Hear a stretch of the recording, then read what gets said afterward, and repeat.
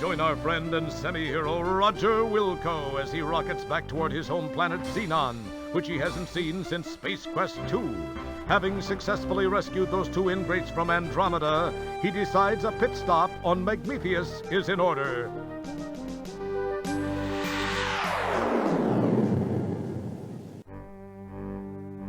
During the descent to this cosmic canteen, he is unaware of the interest that has been generated regarding his fate.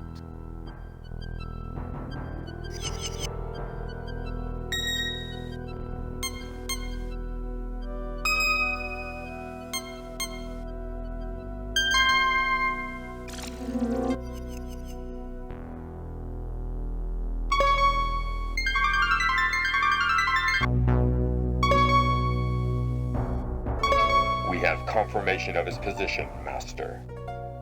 Off to Magmethius with you, then. It is time for Wilco to meet the fate which I have crafted for him. As our story begins, we find the aluminum Mallard parked outside a seedy spaceport bar.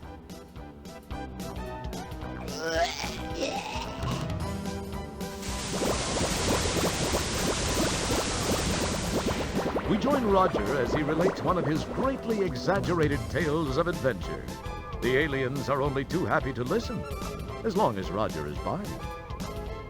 See, there was this deadly root monster, a ferocious swamp creature, and a Labion terror beast to contend with. Then I had to outsmart another of Bohal's gorillas and steal the shuttle. Are you Roger Wilco? Yeah. Please come with me.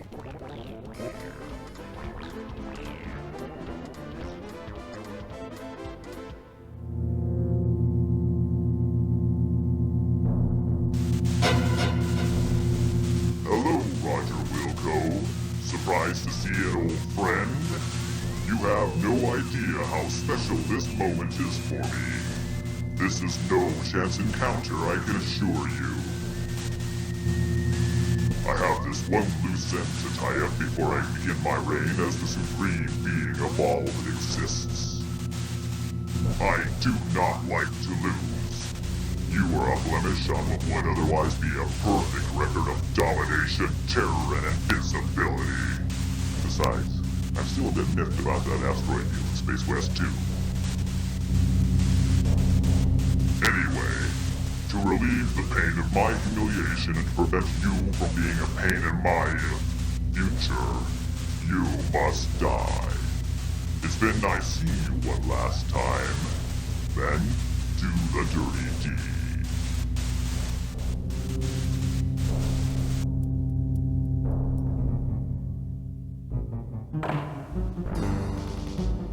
You go left and split them up. Mr. Wilco, follow me and do exactly as I say. Let's move!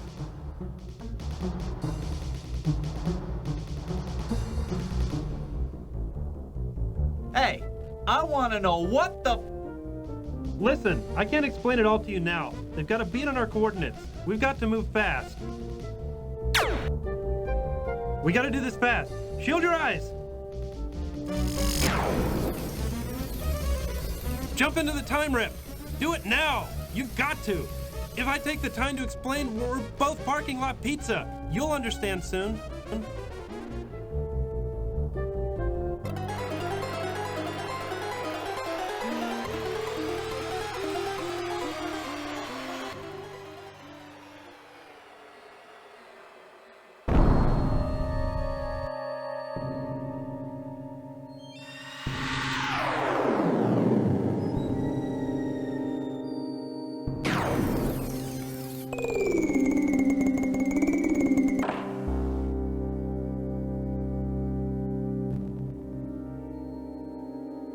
Now where am I? You wonder aloud to non-existent auditory organs. This place sure looks homey.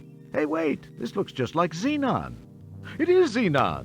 It's really a pile. Along with the changes induced by an armed conflict, the city looks different, more modern, with a heavy dash of post-disaster seasoning.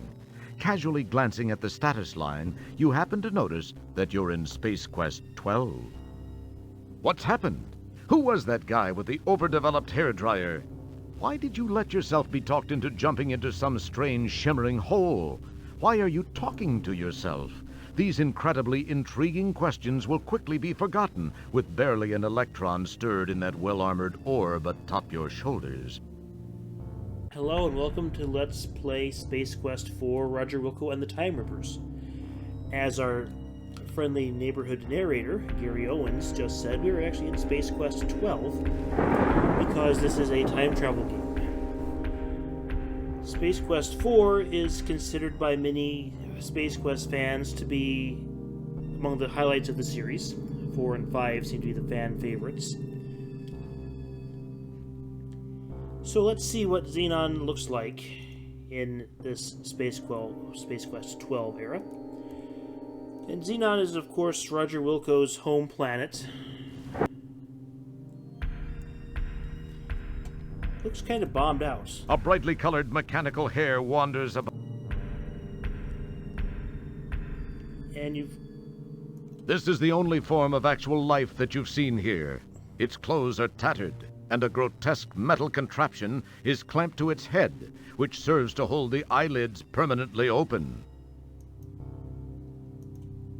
There is no... You'd better not. Something might answer. The building is closed. Keep your hand... maybe we can ask this guy what's going on. On second thought, maybe we shouldn't ask this guy what's going on.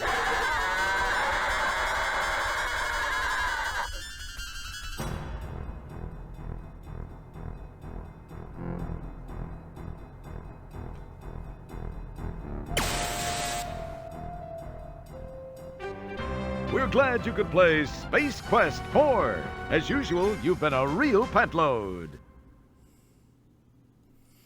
That could have gone better.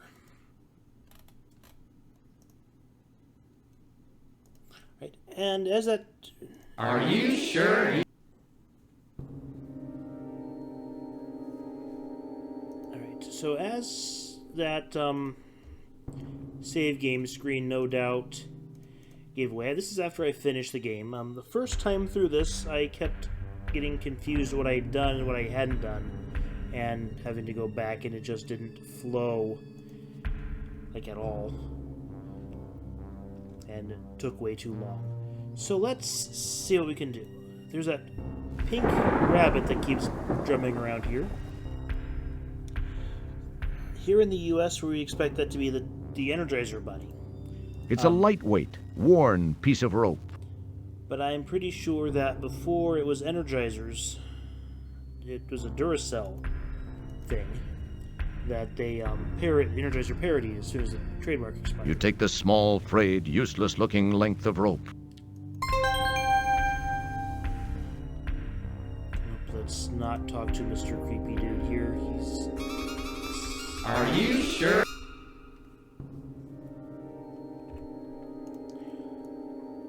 Okay, let's not talk to him. He's too strange. I think he flows from one screen to another, so let's just stay out of that area for a while and see what's over this direction here. There's the rabbit again. There seems to be a crash. A quick inspection reveals nothing of interest, other than a glove box. This, land speeder thing. Looks kind of like the one from Star Wars Episode 4. After taking a quick look around to reassure yourself that the place is as dead as it looks, you snitch the Pocket Pal laptop. Cool, a laptop. This is just a dumb terminal. It won't do anything by itself. Okay. Dumb terminals were the primary way to use a computer back in the 70s, I believe.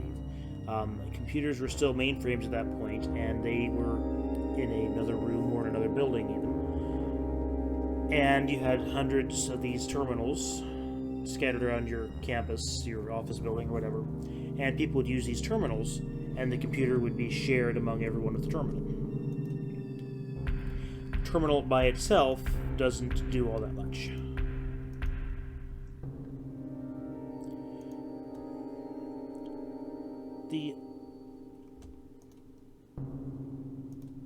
I think the way he cycles through, he's not going to come here for a few minutes.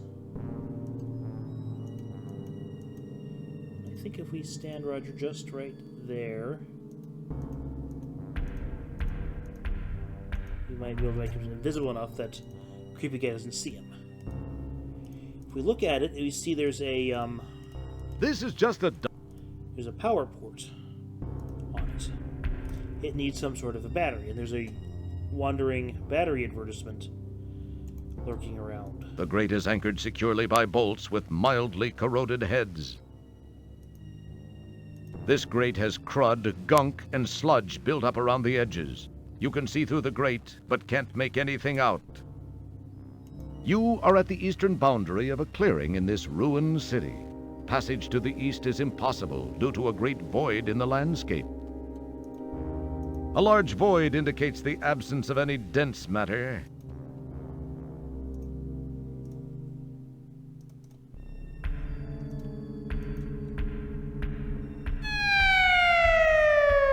Serious damage to important body parts pretty much screws up any future plans you might have had for living.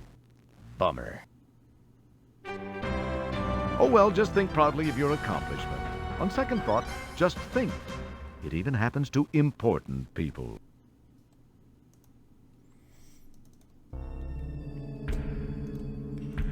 There's that piece of rope in the room directly south of here, though, so maybe we can do something with the rabbit in that rope, because I have a feeling... It's a lightweight, worn piece of rope. a feeling that trying to grab the rabbit by hand is not going to be that effective. You take the small, frayed, useless-looking length of rope. Good for you, Roger.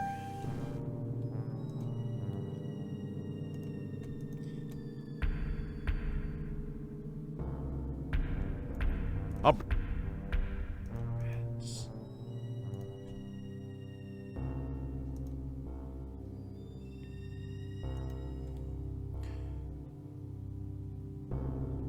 Alright, he just left. So we're going to stand back here.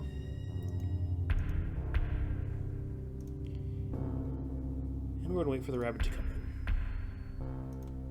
The hare, anticipating your clumsy attempt to catch it in the open barehanded, won't come anywhere near you.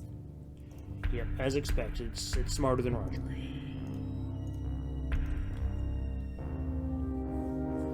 So we throw the rope out from here.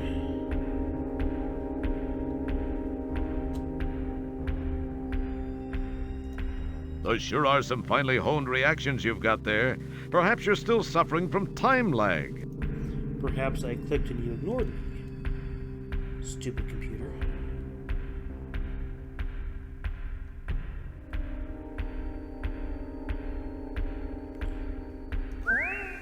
That was without a doubt one of the finest examples of bunny snatching I've ever seen. The stress placed on the rope during the bunny snatching was too much. You cast the useless fibers aside. I suspect that the players in beta testing were trying to mess with rope during a later section of the game. I think the Space Quest 10 segment. You extract the portable power pellet from the back of the bunny's polyplastoid torso. And to stop them, they got rid of the rope. You plug the mobile power cylinder into the laptop. Alright, and now we've done everything we need to with this thing, so we could It would serve. get rid of it. But otherwise, it's just gonna clutter up the inventory for the rest of the game. Okay, now we could technically... You can't use that here. Nothing. You can't. You could technically advance and move to the next section of the game, but there is a bit of an Easter egg. There's some funny stuff here that we're going to look at first. Let's keep exploring Xenon here. we've pretty much seen everything there is to see in this area. With the exception of this tank here. The structural warpage and the enormous gaping hole indicate a violent end for this corroding battle machine. If we check our score, we have 26 points.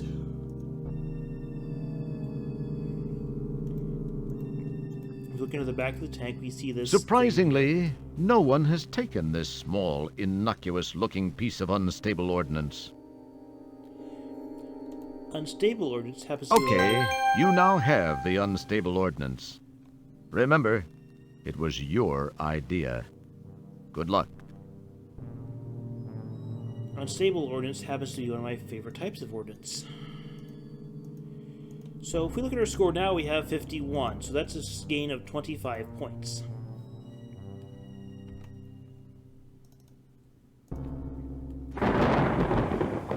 And the way forward happens to be through this grate here. This one was bolted The grate down. is anchored securely by bolts with mildly corroded heads.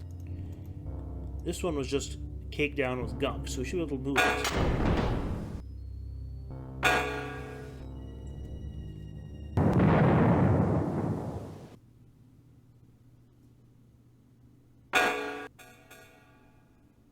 I would think that something identifiable as unstable ordnance would be low on your list of fun and healthy things to carry. Why? We hope you'll get yourself together and rejoin us. Isn't this a blast? Okay, so picking up the ordnance gave us 25 points to get us to a total of 51. But we're not going to be taking it with us into that sewer grate. A very wise choice. Carefully placing the unstable ordnance back inside the tank, you decide some things are better left alone. And we're down to 31. A moment ago, before we picked the thing up, we had 26. So it's worth 5 points, plus 25 minus 20, to mess with that unstable ordnance. So it's a net gain of 5 points there. This is save. So now we can go down into that tunnel, or to that sewer grate, and see what's down there, or we can come up here and lick and sniff everything. Guess which one we're going to do? It smells like old money and new rust. Okay, you get your last licks on the bank. The bank. The old Bank of Xenon building held up fairly well. Too bad. They turned Roger down for a loan once. I wonder why.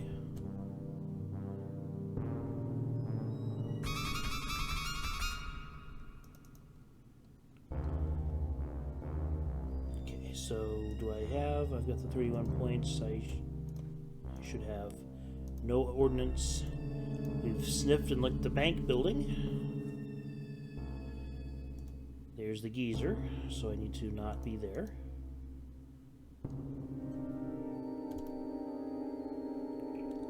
Another of Xenon's ruined structures awaits the final slow assault of nature.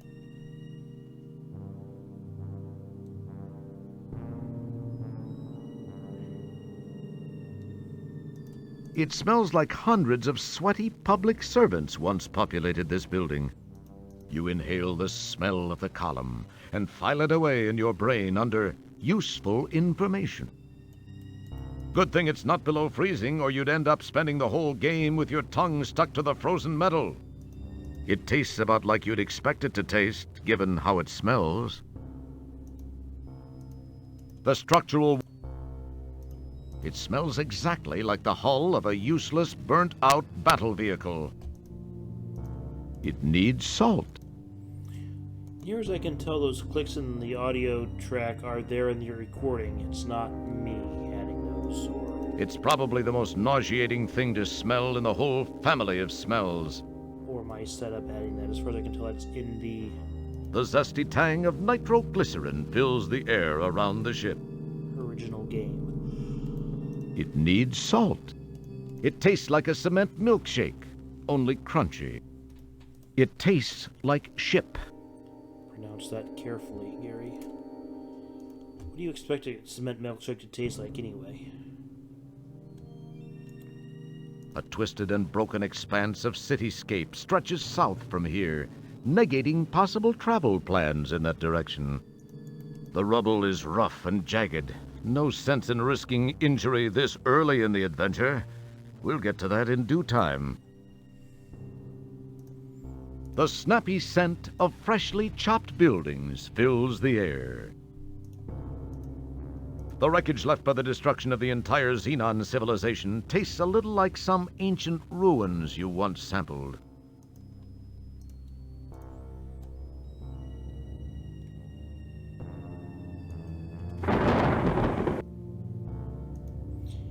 The whole street angle thing throws off Wild berry. Navigation. This building tastes like wild There's berry. a sweet, fruity odor coming from the building. The faint aroma of burnt hemp teases playfully around your nostrils. That's where the rope was sitting. The faint aroma. Just looking. You swish the rubble around in your mouth a bit, but the flavor is too subtle to identify. It tastes like all the other sidewalks you've ever tasted. It tastes great. It tastes just as good as it smells. The sidewalk stinks. Somebody must have been walking on it. It smells. It smells great. Oh, the puns in this game. A battered and boarded storefront shows the wear and tear a little war can inflict. The building is closed. There is no... It smells like something that wasn't designed for noses. It needs salt. It needs... Nah, you'd rather not. You never know where it's been. It's been sitting right there for quite a while, Roger. It's probably the most It's definitely the most nauseating thing to taste in the whole non-liquid liquid family of tastes.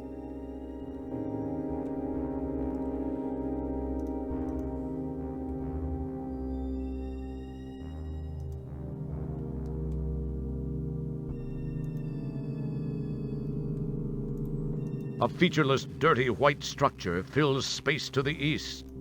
Keep your hand. You talk. It smells like something. It needs. A lot of generic error messages here. I think there was one I missed down here. You give the sidewalk a lick and accidentally step on a crack. Somewhere your mother screams out in agony. Her spinal cord snapped cleanly in half. Of course, she probably deserved it for the way she threw away those magazines she found in your room that time back in junior high. Those things cost you a lot of good lunch money.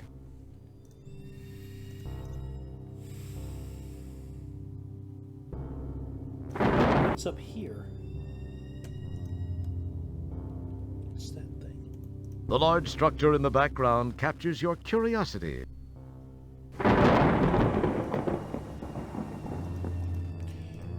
No, we can't actually walk up to it. The rubble is rough and jagged. Saw that one already. There is... The clearing ends here. Jagged chunks of debris clog the north. The large structure in the background captures your curiosity. Alright. I think this is about as much damage as we can do here, so let's go down to that grate and see what's there in the next section of the game.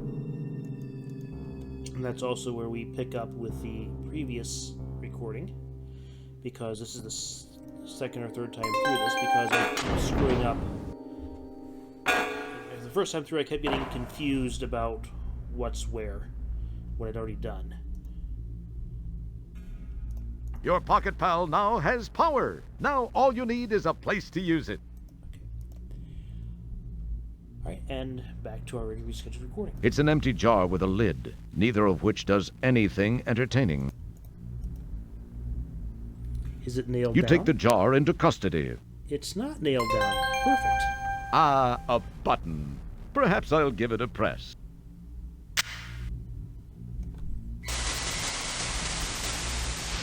Data entry 22795. This message is to whomever may be so fortunate as to find it. I am Professor Lloyd, lead designer of the Xenon Supercomputer Project, the ultimate in artificial intelligence. The computer was designed to enhance our lives, but instead ended up being the ruin of us all. We made the mistake of tying it into the most important facets of our existence here on Xenon, including our weather control and defense systems. It seemed like a sound idea at the time, and all proceeded well for about 3 years. It was around then that a deep space salvage operation recovered what appeared to be some sort of antiquated data storage unit contained in a flimsy cardboard box on which the words Leisure Suit Larry were imprinted. On its back was the picture of a not particularly wholesome gentleman, but that's another story. My counterparts exhibited shameful behavior as they tore open the box to get at its contents. I could not understand the commotion it generated. The data was uploaded into the supercomputer for analysis. As a result, a crippling virus spread through the machine like a bad social disease. All control of the computer was lost. All screens went blank. Then these words were displayed by the monitors and uttered by the vocal outputs. Wilco must pay. From that day forth, the possessed computer waged war on the inhabitants of Xenon, using our own weapons against us. Some managed to escape to other planets. Those of us who remained stayed to fight the machines and robots under its control. It was a bloody war. Those of us that were not killed were taken captive and modified. These cyborgs infiltrated the loyal ranks of resistance, rooting out almost all of our hiding places and exposing us to the mechanical menace. Some of these poor souls still wander the streets. As of this recording, we are down to only a handful of rebels. My health is deteriorating rapidly. To make matters worse, I've just learned that the computer has unraveled the mysteries of time travel. I've sent my 2 best men to attempt to steal this new technology. If you are not a machine, then perhaps they were successful. Please realize, you are Xenon's last hope.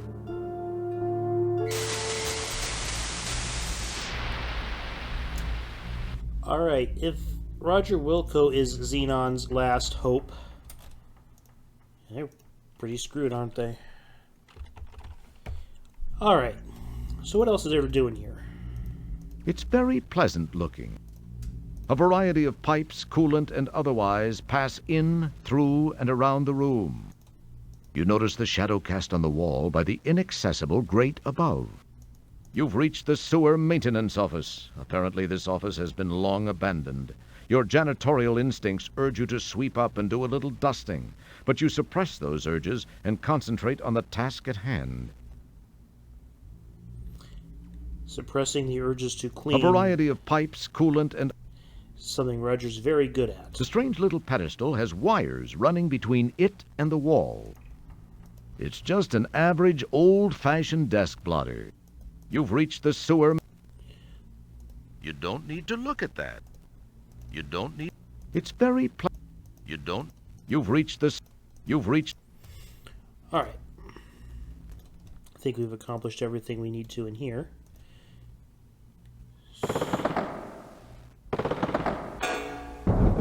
And there's the exit, and we're out of time for now.